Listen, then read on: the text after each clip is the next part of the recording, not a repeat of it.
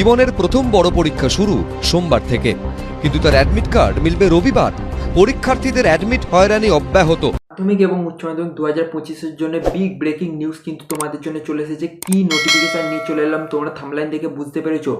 একটা অত্যন্ত গুরুত্বপূর্ণ ঘোষণা হয়ে গেছে কিন্তু হাইকোর্টের তরফ থেকে কি ঘোষণা করলো এবং পশ্চিমবঙ্গ মাধ্যমিক বোর্ড এবং উচ্চ মাধ্যমিক পর্ষদের তরফ থেকে কি নোটিফিকেশন এলো সবটুকু আমরা বিশদে জেনে নেব। ঘোষণা করতে পারছি 7টা compulsory subject, first language, second language.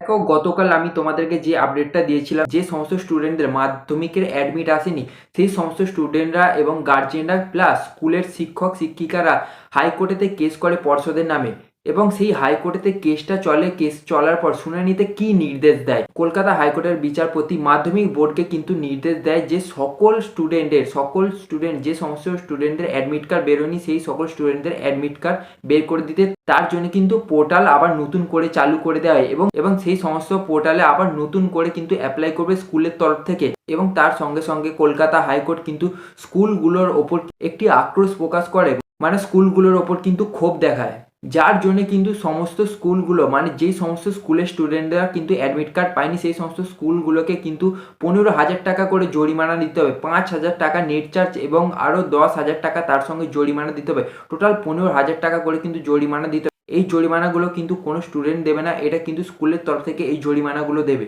দেখো, এখানে তোমরা পাশে দেখতে পাচ্ছ যে 15,000 টাকা জরিমানা দিলে তবেই মিলবে অ্যাডমিট কার্ড। এই সমস্ত দায়িত্বটা কিন্তু নিচ্ছে স্কুলের তরফ থেকে, যেই সমস্ত স্কুলের স্টুডেন্টরা কিন্তু অ্যাডমিট কার্ড পায়নি।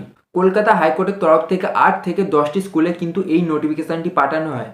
যে সমস্ত স্টুডেন্টরা অ্যাডমিট কার্ড পায়নি তাদের সকলের অ্যাডমিট কার্ডের জন্য অ্যাপ্লাই করে দেবে কিন্তু স্কুল শিক্ষক, এবং রেজিস্ট্রেশন কমপ্লিট হয়ে যাওয়ার পর রবিবার কিন্তু পর্ষদ থেকে অ্যাডমিট কার্ড আনতে যাবে স্কুল শিক্ষকরাই, সঙ্গে সমস্ত স্টুডেন্টদের কিন্তু বাড়িতে পৌঁছে দিয়ে আসতে হবে স্কুলের তরফ থেকেই।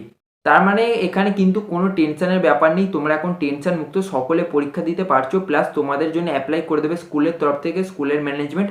তার সঙ্গে কিন্তু অ্যাডমিট কার্ড পর্ষদ থেকে নিয়ে এসে কিন্তু তোমাদের সকলের বাড়িতে পৌঁছে দেওয়া হবে। এখানে কিন্তু তোমাদের কোনো টেনশন করা নেই এবং যে 15,000 টাকা জরিমানা দেবে সেটা কিন্তু স্কুলের তরফ থেকে কিন্তু জরিমানা দেওয়া হবে। এই রকম একটা ক্ষোভ প্রকাশ করা হয় হাইকোর্টের তরফ থেকে স্কুলগুলোর ওপর।